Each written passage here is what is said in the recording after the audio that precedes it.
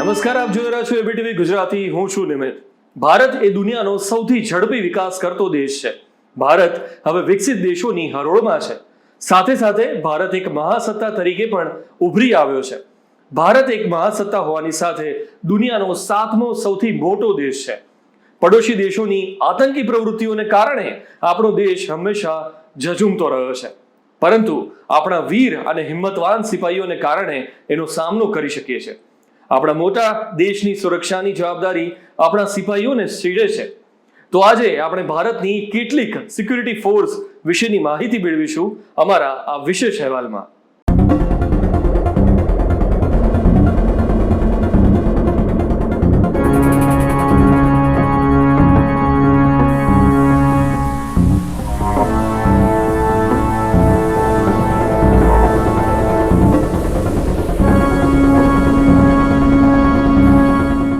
ભારતીય નૌસેનાનો ગૌરવમય ઇતિહાસની ગાથા. આધુનિક ભારતીય નૌસેનાનો પાયો 17મી શતાબ્દીમાં મુકાયો. વિશ્વયુદ્ધ દરમિયાન નૌસેનાનું નામ રોયલ ઇન્ડિયન મરીન રખાયું. ભારતીય નૌસેના દિવસના ઇતિહાસ 1971ના ઐતિહાસિક ભારત પાકિસ્તાન યુદ્ધ સાથે જોડાયેલ છે, જેમાં ભારતે પાકિસ્તાન પર વિજય જ નહોતો મેળવ્યો, પણ પૂર્વીય પાકિસ્તાનને આઝાદ કરાવીને સ્વતંત્ર રાષ્ટ્ર બાંગ્લાદેશનો દરજ્જો અપાવ્યો હતો. ભારતીય નૌસેનાના પોતાના આ ગૌરવમય ઇતિહાસની યાદમાં દર વર્ષે 4 ડિસેમ્બરના રોજ નૌસેના દિવસ ઉજવે છે. આધુનિક ભારતીય નૌસેનાનો પાયો 17મી શતાબ્દીમાં મુકાયો ત્યારે જ્યારે ઈસ્ટ ઇન્ડિયા કંપનીએ એક સમુદ્રી સેનાના રૂપમાં ઈસ્ટ ઇન્ડિયા કંપનીની સ્થાપના કરી હતી. આ team the honourable East India companies marine કહેવાતી હતી. પછી તેને ધ બોમ્બે મરીન નામ આપવામાં આવ્યું હતું. પહેલા વિશ્વયુદ્ધ દરમિયાન નૌસેનાનું નામ રોયલ ઇન્ડિયન મરીન રાખવામાં આવ્યું હતું. 26 જાન્યુઆરી 1950ના રોજ ભારત ગણતંત્ર બન્યું અને આ દિવસે ભારતીય નૌસેનાએ પોતાના નામમાંથી રોયલનો ત્યાગ કર્યો. એ સમયે ભારતીય નૌસેનામાં 32 નૌ પરિવહન પોત અને લગભગ 11,000 અધિકારી અને નૌસૈનિક હતા. 15 ઓગસ્ટ 1947માં ભારત જ્યારે આઝાદ થયો ત્યારે ભારતના નૌસૈનિક દળમાં જૂનું યુદ્ધપોત હતું. INS વિક્રાંતિ ભારતીય નૌસેનાનું પ્રથમ યુદ્ધપોતક વિમાન હતું, જેને 1961માં સેનામાં સામેલ કરવામાં આવ્યું હતું. પછી INS વિરાટને 1986માં સામેલ કરવામાં આવ્યું હતું. આજે ભારતીય નૌસેનાના પાસે એક દળમાં પેટ્રોલ ચલિત પનડુબ્બીઓ, વિધ્વસ્ત યુદ્ધપોત, ફ્રિગેટ જહાજ, કોર્વેટ જહાજ, પ્રશિક્ષણ પોત, મહાસાગરીય અને તટીય સુરંગ માર્જક પોત અને અન્ય અનેક પ્રકારના પોત છે.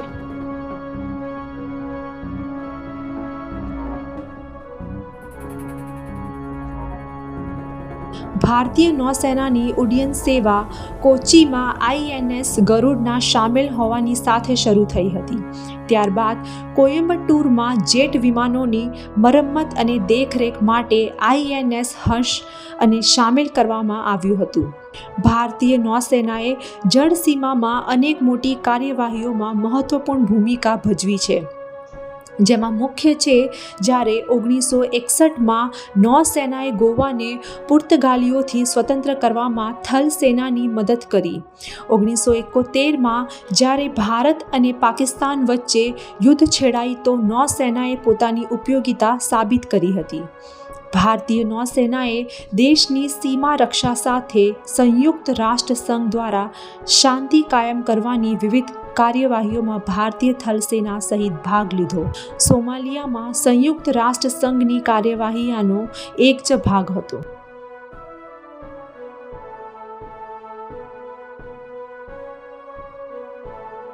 દેશના પોતાના ખુદના પોત નિર્માણની દિશામાં શરૂઆતની કદમ ઉઠાવતા ભારતીય રક્ષા મંત્રાલયે મુંબઈના મચગાંવ બંદરગાહને 1960માં અને કલકત્તા બા ગાર્ડન રીચ વર્કશોપને પોતાના અધિકારમાં લીધું. વર્તમાનમાં ભારતીય નૌસેનાનું મુખ્યાલય નવી દિલ્હીમાં સ્થિત છે અને આ મુખ્ય નૌસેના અધિકારી એડમિરલના નિયંત્રણમાં હોય છે. ભારતીય નૌસેના 3 ક્ષેત્રોની કમાન પશ્ચિમમાં મુંબઈ, પૂર્વમાં વિશાખાપટ્ટનમ અને દક્ષિણના કોચીના હેઠળ ગોઠવવામાં આવી છે, જેમાંથી દરેકનું નિયંત્રણ એક ફ્લેગ અધિકારી દ્વારા કરવામાં આવે છે.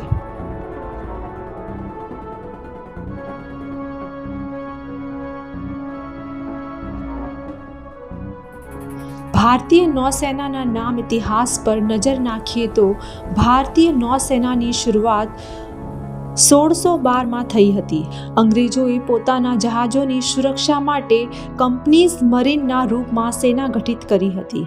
ત્યારબાદ રોયલ ઇન્ડિયન નૌસેના નામ આપવામાં આવ્યું હતું. બીજી બાજુ દેશ આઝાદ થયા પછી રોયલ ઇન્ડિયન નેવીને 26 જાન્યુઆરી 1950માં ફરીથી રચના કરી તેને ભારતીય નૌસેના નામ આપવામાં આવ્યું હતું. પાકિસ્તાનને હરાવું. બીજી બાજુ 4 ડિસેમ્બરના રોજ ભારતીય નૌસેના દિવસને ઉજવવાની શરૂઆત 1971થી થઈ હતી. 1971માં ભારતીય પાકિસ્તાન યુદ્ધ દરમિયાન ભારતીય નૌસેનાએ ઓપરેશન ટ્રાઇડેન્ટ ચલાવીને પાકના કરાંચી હાર્બરને તબાહ કરી નાખ્યું હતું. આ પાકિસ્તાન નૌસેનાને મુખ્યાલય હતું. ભારતીય નૌસેનાના આ ખતરનાક હુમલાથી પાક સેના કમજોર પડી ગઈ અને યુદ્ધ હારી ગઈ હતી.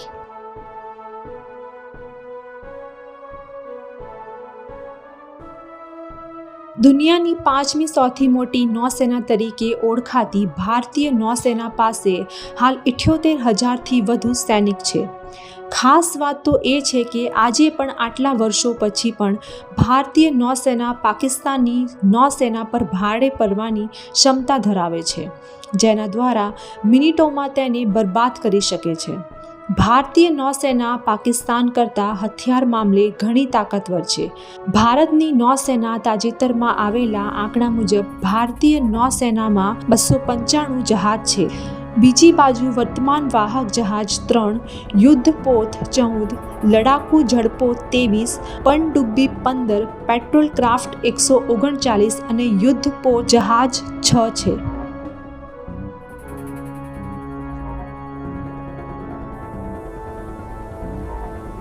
ભારતની ભૂમિ સીમાની કુલ લંબાઈ 15,106.7 કિલોમીટર છે, જે કુલ 7 દેશો સાથે જોડાયેલી છે.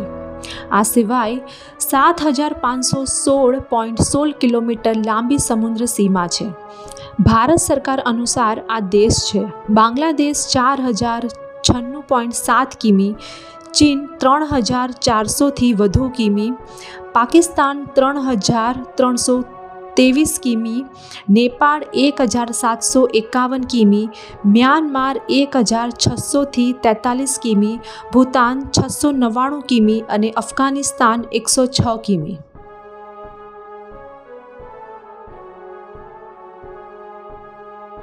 સૌથી પહેલાં તો એ જાણી લો કે ભારતની ચીન સાથે 3,400 કિલોમીટરથી વધુ લાંબી સીમા જોડાયેલી છે. આ સીમા જમ્મુ કાશ્મીર, હિમાચલ પ્રદેશ, ઉત્તરાખંડ, સિક્કિમ અને અરુણાચલ પ્રદેશમાંથી પસાર થાય છે. આ 3 સેક્ટરોમાં વિભાજિત છે. પશ્ચિમ સેક્ટર એટલે કે જમ્મુ કાશ્મીર, મિડલ સેક્ટર એટલે કે હિમાચલ પ્રદેશ તથા ઉત્તરાખંડ અને પૂર્વ સેક્ટર એટલે કે સિક્કિમ અને અરુણાચલ પ્રદેશ. જો કે બંને દેશો વચ્ચે હજુ સુધી યોગ્ય રીતે સીમાંકન થયું નથી, કેમ કે ઘણા વિસ્તારોને લઈને બંને વચ્ચે વિવાદ થાય છે. ભારત પશ્ચિમ સેક્ટરમાં અક્સાઈ ચીન પર પોતાનો દાવો કરે છે, જે હાલમાં ચીનના નિયંત્રણ છે. ભારત સાથેના 1962ના યુદ્ધમાં ચીન આ આખા વિસ્તાર પર કબજો કરી લીધો હતો. તો પૂર્વ સેક્ટરમાં ચીન અરુણાચલ પ્રદેશ પર પોતાનો દાવો કરે છે. ચીન કહે છે કે આ દક્ષિણ તિબેટનો હિસ્સો છે. ચીન તિબેટ અને અરુણાચલ પ્રદેશ વચ્ચેની મેકમોહન રેખાને પણ માનતું નથી. તે અક્સાઈ ચીન પરના ભારતના દાવાને પણ ફગાવે છે. આ વિવાદોને કારણે બંને દેશો વચ્ચે ક્યારેક સીમાંકન ન થઈ શક્યું. જો કે યથાસ્થિતિ રાખવા માટે લાઇન ઓફ એકચ્યુઅલ કંટ્રોલ એટલે કે LAC ટર્મનો ઉપયોગ થવા લાગ્યો. જો કે એ પણ સ્પષ્ટ નથી. બંને દેશો પોતાની અલગ અલગ લાઇન ઓફ એકચ્યુઅલ કંટ્રોલ દર્શાવે છે. આ લાઇન ઓફ એકચ્યુઅલ કંટ્રોલ પર ઘણા ગ્લેશિયર, બરફના રણ, પહાડો અને નદીઓ આવેલા છે. LAC સાથે ઘણા એવા વિસ્તારો છે જ્યાં મોટા ભાગે ભારત અને ચીનના સૈનિકો વચ્ચે તણાવના સમાચાર આવતા હોય છે. 7 દશક પછી પણ જમ્મુ કાશ્મીર ભારત અને પાકિસ્તાન વચ્ચે તણાવનો મુદ્દો બનેલું છે. આ ક્ષેત્ર હાલમાં એક નિયંત્રણ રેખાથી વહેંચાયેલું છે, જેનો એક તરફનો ભાગ ભારત પાસે અને બીજા ભાગ પાકિસ્તાન પાસે છે. 1947-48માં ભારત અને પાકિસ્તાન વચ્ચે જમ્મુ કાશ્મીર મુદ્દા પર પહેલું યુદ્ધ થયું હતું. બાદમાં સંયુક્ત રાષ્ટ્રના નિરીક્ષણ હેઠળ યુદ્ધ વિરામ કરાર થયો હતો. તેના આધારે એક યુદ્ધ વિરામ રેખા નક્કી કરાઈ, જે પ્રમાણે જમ્મુ અને કાશ્મીરનો લગભગ 1/3 ભાગ પાકિસ્તાન પાસે રહ્યો, જેને પાકિસ્તાન આઝાદ કાશ્મીર કહે છે. ભારતમાં સામાન્ય બોલચાલમાં અને મીડિયામાં તેનો ઉલ્લેખ પાકિસ્તાન ઓક્યુપાઈડ કાશ્મીર મતલબ પાકિસ્તાને પચાવી પાડેલા કાશ્મીર તરીકે કરવામાં આવે છે.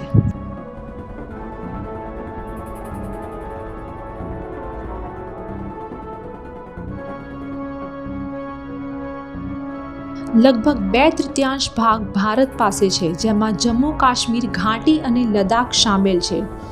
1972ના યુદ્ધ બાદ શિમલા કરાર થયો, જે હેઠળ યુદ્ધ વિરામ રેખાને નિયંત્રણ રેખા નામ અપાયું. ભારત અને પાકિસ્તાન વચ્ચે આ નિયંત્રણ રેખા 740 કિલોમીટર લાંબી છે. આ પર્વતો અને વસાહત માટે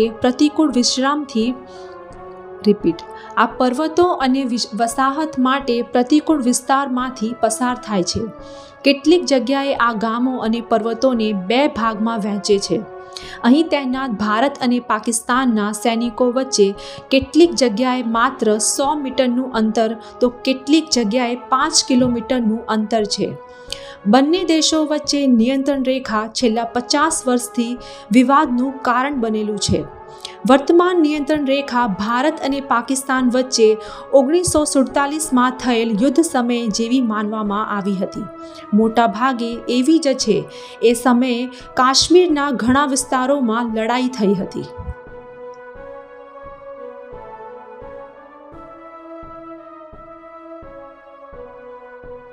ઉત્તર ભાગમાં ભારતીય સેનાએ પાકિસ્તાની સૈનિકો કારગિલ શહેરથી પાછળ અને શ્રીનગરથી લેહ માર્ગ સુધી ધકેલી દીધા હતા. 1962માં ફરી યુદ્ધ થયું. જો કે ત્યારે લડાઈમાં કાર્ય વિપક્ષને કારણે યથાસ્થિતિ 1971 સુધી રહી. 1971માં ફરી એકવાર યુદ્ધ થયું. 1971ના યુદ્ધમાં પૂર્વ પાકિસ્તાન તૂટીને બાંગ્લાદેશ બની ગયું. એ સમયે કાશ્મીરમાં અનેક જગ્યાએ લડાઈ થઈ અને નિયંત્રણ રેખા પર બંને દેશોએ એકબીજાની ચોકીઓ પર નિયંત્રણ રાખ્યું. ભારતને અંદાજે 300 વર્ગ માઇલ જમીન મળી. આ નિયંત્રણ રેખા ઉત્તરના ભાગે લદ્દાખ વિસ્તારમાં હતી. 1972માં શિમલા કરાર અને શાંતિ વાર્તા બાદ નિયંત્રણ રેખા ફરીથી સ્થાપિત કરાઈ. બંને પક્ષોએ માન્યું કે જ્યાં સુધી આંતરિક વાતચીતથી ઉકેલ ન આવે ત્યાં સુધી યથાસ્થિત રાખવામાં આવે. આ પ્રક્રિયા લાંબી ચાલી. ફિલ્ડ કમાન્ડરોએ 5 મહિનામાં અંદાજે 20 નકશા એકબીજાને આપ્યા. અંતે આ જ કરાર થયો. આ સિવાય ભારત પાકિસ્તાનની આંતરરાષ્ટ્રીય સીમા રાજસ્થાન, ગુજરાત અને જમ્મુ કાશ્મીર સાથે જોડાયેલી છે. સિયાચીન ગ્લેશિયરના વિસ્તારમાં ભારત પાકિસ્તાનની સ્થિતિ એકચ્યુઅલ ગ્રાઉન્ડ પોઝિશન લાઇનથી નક્કી થાય છે. 126.2 કિલોમીટર લાંબી એકચ્યુઅલ ગ્રાઉન્ડ પોઝિશન લાઇનની દેખરેખ ભારતીય સેના કરે છે. 80ના દાયકાથી સૌથી ભીષણ સંઘર્ષ સિયાચીન ગ્લેશિયરમાં ચાલી રહ્યો છે.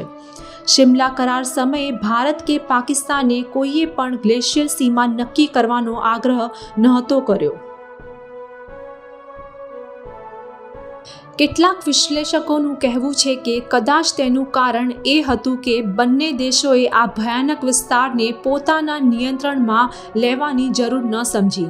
કેટલાક એવું પણ કહે છે કે તેનો મતલબ એ થાય છે કે કાશ્મીરના એક ભાગ પર રેખાઓ ખેંચવી જે ચીન પ્રશાસિત છે, પણ ભારત તેના પર દાવો કરતું આવ્યું છે. ભૂતાન સાથે જોડાયેલી ભારતની આંતરરાષ્ટ્રીય સીમા 699 કિલોમીટર લાંબી છે. સહસ્ત્ર સીમા બળ તેની સુરક્ષા કરે છે. ભારતના સિક્કિમ, અરુણાચલ પ્રદેશ, આસામ અને પશ્ચિમ બંગાળની સીમા ભૂતાન સાથે જોડાયેલી છે. ઉત્તરાખંડ, ઉત્તર પ્રદેશ, બિહાર, પશ્ચિમ બંગાળ અને સિક્કિમની સીમાઓ નેપાળ સાથે જોડાયેલી છે. ભારત નેપાળની આંતરરાષ્ટ્રીય સીમાની લંબાઈ 1751 કિલોમીટર છે અને તેની સુરક્ષા સહસ્ત્ર સીમાબળ પાસે છે. બંને દેશોની સરહદો મોટા ભાગે ખુલ્લી અને આડી ત્રાંસી પણ છે. જો કે હવે સીમા પર સુરક્ષા માટે વધુ સુરક્ષા બળોની તહેનાતી કરાઈ છે. મુશ્કેલી એ વાતે વધુ છે કે બંને દેશોનું સીમાંકન યોગ્ય રીતે થઈ શક્યું નથી. મહાકાલી અને ગંડક જેવી નદીઓ જે વિસ્તારમાં સીમાંકન કરે છે, ત્યાં ચોમાસાના દિવસોમાં આવનારા પૂરથી તસવીર બદલાઈ જાય છે. નદીઓનું વહેણ પણ દર વર્ષે બદલાતું રહે છે. ઘણી જગ્યાએ તો સીમા નક્કી કરતા જૂના થાંભલાઓ પણ છે, જો કે સ્થાનિક લોકો તેને નજરઅંદાજ કરે છે.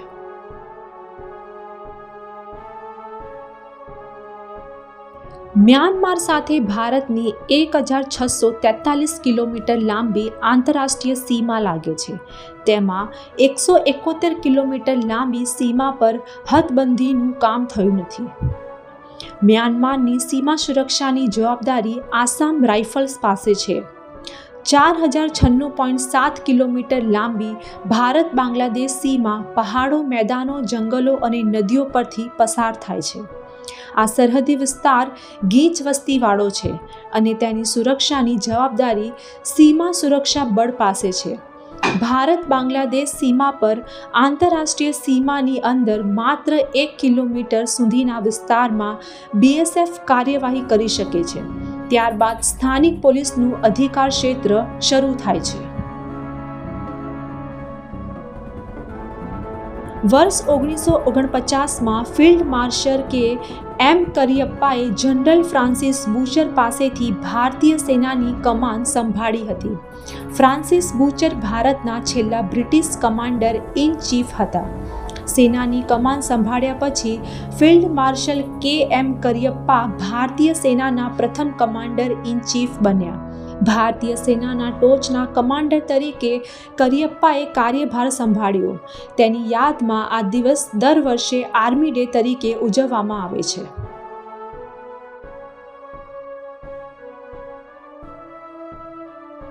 તમને જણાવી દઈએ કે આર્મી ડે પર રાજધાની દિલ્હી અને તમામ આર્મી હેડક્વાર્ટરમાં સૈન્ય પરેડ, સૈન્ય પ્રદર્શન અને અન્ય કાર્યક્રમોનું પણ આયોજન કરવામાં આવે છે.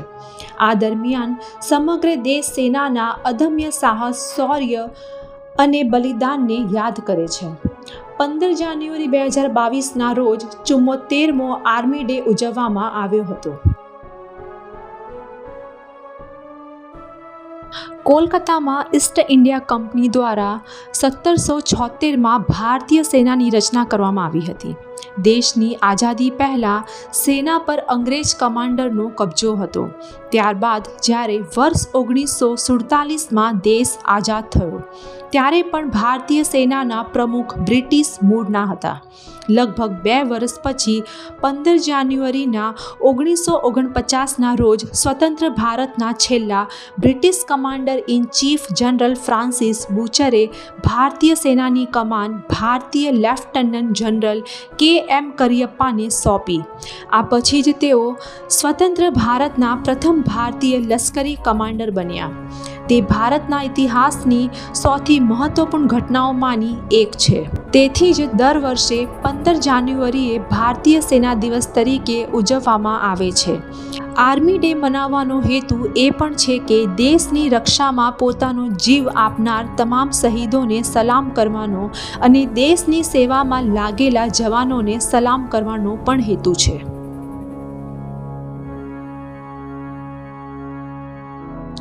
1899માં કર્ણાટકના કુર્ગમાં જન્મેલા ફિલ્ડ માર્શલ કરિયપ્પાએ માત્ર 20 વર્ષની ઉંમરે બ્રિટિશ ઇન્ડિયન આર્મીમાં નોકરી શરૂ કરી હતી. ત્યાર પછી તેમને બીજા વિશ્વયુદ્ધ દરમિયાન બર્મામાં જાપાનીઓને હરાવવા બદલ ઓર્ડર ઓફ બ્રિટિશ સામ્રાજ્ય પણ એનાયત કરવામાં આવ્યો હતો. તમને જણાવી દઈએ કે કરિયપ્પાએ 1947ના ભારત પાકિસ્તાન યુદ્ધમાં પશ્ચિમી સરહદ પર સેનાનું નેતૃત્વ કર્યું હતું. 8 ઓક્ટોબર 1932ના રોજ રોયલ ઇન્ડિયન એરફોર્સની સ્થાપના થઈ હતી. ત્યારબાદ 1 એપ્રિલ 1933ના રોજ પહેલી ટુકડી બની હતી. આઝાદી પહેલાં ભારતીય વાયુસેનાનું નામ રોયલ ઇન્ડિયન એરફોર્સ હતું. આઝાદી બાદ તેનું નામ ફક્ત ઇન્ડિયન એરફોર્સ રહી ગયું. બીજા વિશ્વયુદ્ધમાં રોયલ ઇન્ડિયન એરફોર્સે મહત્ત્વની ભૂમિકા ભજવી હતી. આઝાદી અગાઉ એરફોર્સ પર આર્મીનો કંટ્રોલ હતો. થોમસ ડબલ્યુ એલ્મહર્સ્ટ પહેલાં એર ચીફ માર્શલ હતા. વાયુસેનાના આદર્શનું વાક્ય ગીતામાંથી લેવાયું છે. વાયુસેનાનું આદર્શ વાક્ય નભસ્પર્શ દીપ્તમ છે.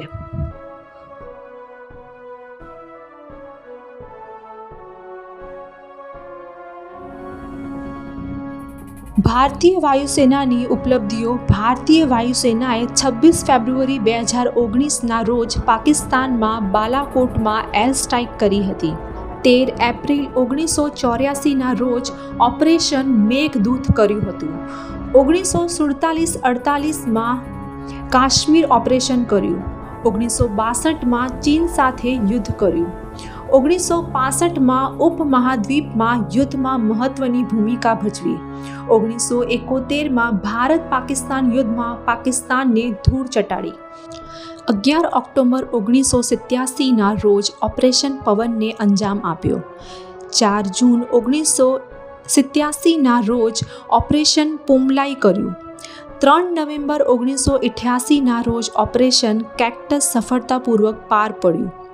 11 મે 1999ના દિવસે ઓપરેશન સફેદ સાગરને અંજામ આપ્યો. 27 ડિસેમ્બર 2004ના રોજ ઓપરેશન રેનબો કર્યું.